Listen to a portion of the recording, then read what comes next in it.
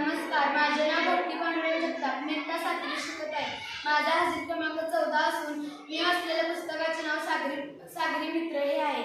हे पुस्तक डॉक्टर किशोर पवार यांनी लिहिले आहे, ज्यांनी लेखकांना घडवलं, आनंद अडचणींना मात देऊन लेखकांना शिकवलं. असे त्यांचे वडील कैलासवासी भाऊ व त्यांचे आई यांच्या चरणी त्यांनी हे पुस्तक अर्पण केले आहे. या पुस्तकामध्ये समुद्रफूल, समुद्र काकडी, घोडा मासा, गुरामी मासे, तसेच विजाचा झटका देणारे अजब मासे, वल्ले मासे, विषारी मासे अशा माशांचा समावेश आहे.